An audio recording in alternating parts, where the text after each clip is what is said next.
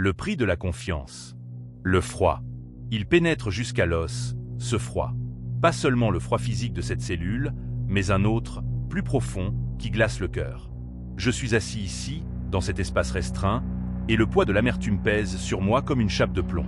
Le temps, ici, est une denrée rare, et je l'emploie à ressasser, à revivre les souvenirs qui, autrefois, me réchauffaient, et qui, aujourd'hui, me déchirent. Je tiens ça. Les plans de la maison qu'elle voulait, la maison que j'ai construite. Pour elle, pour nous. Elle disait que c'était notre rêve, notre avenir. On était si jeunes, si pleins d'espoir. On se regardait, les yeux brillants, et on se promettait l'éternité. L'éternité. Quelle plaisanterie. J'étais architecte. J'aimais mon métier. J'aimais créer, imaginer des espaces, donner vie aux rêves des gens. Et mon plus grand rêve, c'était elle. Elodie. Belle, intelligente, pleine de vie. On s'est rencontrés à l'université. L'amour fou. On était inséparables. On s'est mariés, on a voyagé, on a construit notre vie ensemble.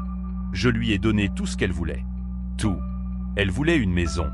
La maison de ses rêves. J'ai travaillé sans relâche, jour et nuit, pour lui offrir ça.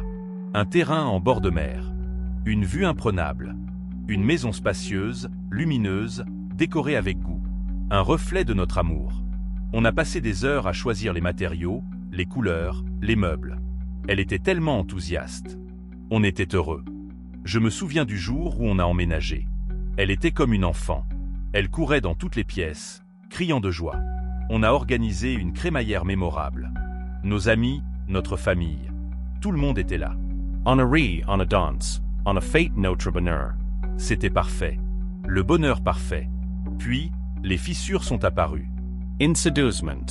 D'abord, des petites choses. Des disputes futiles. Des remarques blessantes. Des portes claquées. Je n'y ai pas prêté attention. Je pensais que c'était le train-train quotidien. Que c'était normal.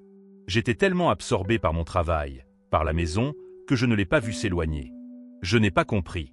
Elle a commencé à sortir plus souvent. Des dîners avec des amis. Des week-ends entre filles. Je ne me suis pas inquiété. J'avais confiance. J'étais aveugle. Je voulais croire qu'elle était heureuse. Que notre bonheur était indéfectible. Je me souviens de la soirée. La soirée où tout a basculé. J'étais rentré du travail, fatigué. J'avais passé toute la journée à négocier avec un client difficile. J'avais besoin de me détendre. De la retrouver. De la serrer dans mes bras. Elle n'était pas là. J'ai attendu. 1 heure. 2 heures. Puis, j'ai commencé à m'inquiéter. J'ai essayé de l'appeler. Son téléphone était éteint. J'ai commencé à me faire du souci. J'ai parcouru la maison, cherchant le moindre indice. C'est là que je l'ai trouvé. Dans le jardin. Avec lui. Je ne veux pas rentrer dans les détails. Les mots sont trop crus, trop blessants. Disons simplement que j'ai vu ce que je n'aurais jamais dû voir. La trahison. La duplicité. La fin de tout.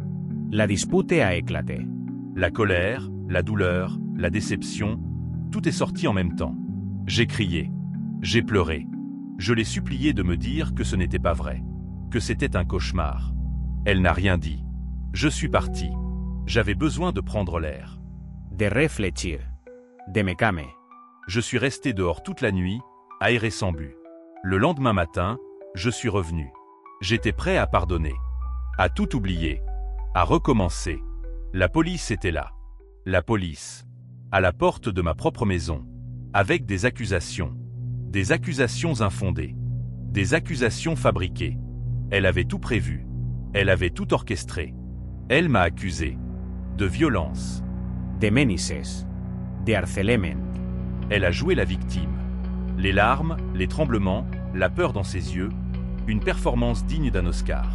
Et moi, j'étais stupéfait. Incrédule. Je n'ai rien compris. Mon avocat, un brave homme, a essayé de me défendre. Il a plaidé ma bonne foi, mon absence de casier judiciaire, ma vie irréprochable. Mais c'était peine perdue. Son histoire était trop convaincante. Sa douleur était trop palpable. Le jury l'a cru. Ma famille, mes amis, ils ont commencé à douter. Il semblait si calme, disait-il. Comment aurait-il pu être capable de ça? La suspicion a empoisonné tous mes liens. J'ai été lâché. abandon. J'ai été condamné. Non pas pour ce que j'avais fait, mais pour ce qu'elle avait dit. Pour ce qu'elle avait inventé. Maintenant, je suis ici, dans cette cellule, à purger une peine pour un crime que je n'ai pas commis. Elle a refait sa vie. Elle est heureuse. Elle vit dans notre maison, avec lui. Et moi, je suis ici, à pourrir, à souffrir, à me demander pourquoi. Pourquoi elle a fait ça? Quel était son but? Qu'est-ce que j'ai fait pour mériter ça? Le poids de sa promesse rompue, le poids de son mensonge, c'est plus lourd que ces murs de prison. C'est une trahison qui atteint le cœur même de mon être. Et le cri silencieux, c'est pour la vie que j'ai eue, la confiance que j'ai donnée, et la vérité que personne n'a voulu entendre.